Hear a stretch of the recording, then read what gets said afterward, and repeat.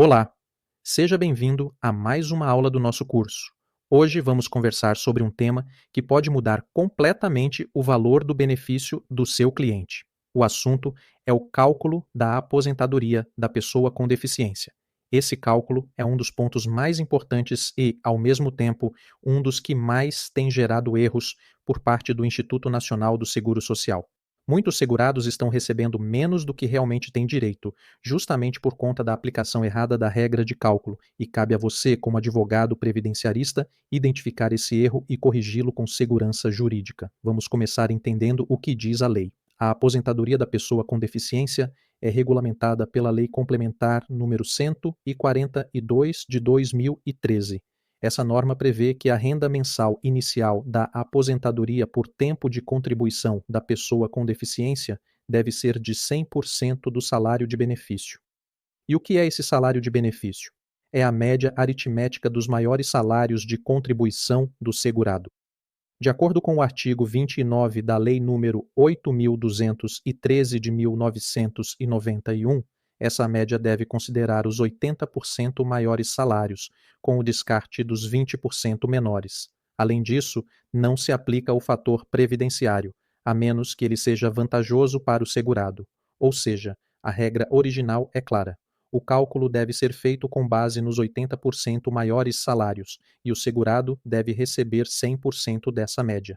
Esse modelo de cálculo é mais justo, protege o segurado de distorções e reflete melhor sua vida contributiva. Agora vamos ao problema. Em 2019 foi publicada a Emenda Constitucional número 103, conhecida como Reforma da Previdência.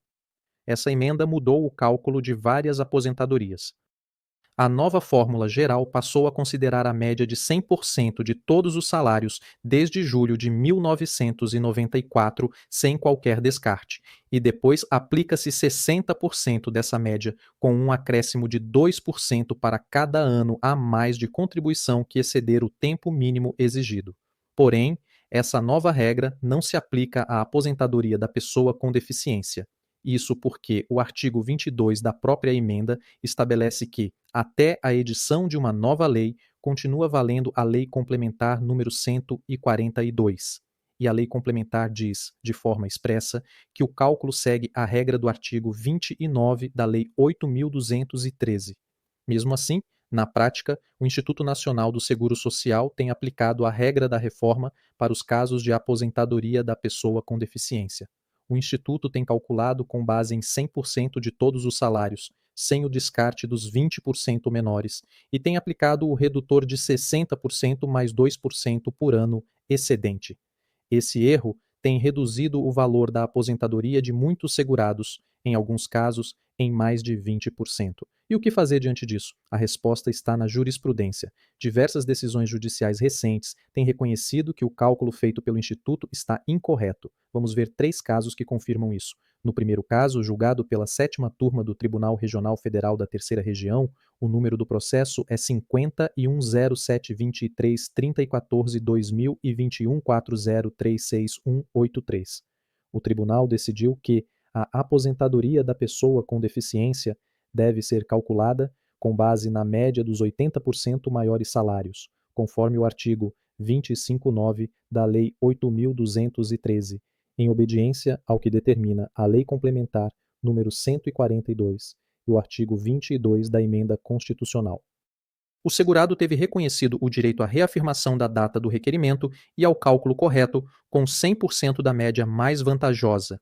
No segundo caso, julgado pelo Tribunal de Justiça do Distrito Federal, a discussão envolvia um servidor público distrital com deficiência visual grave.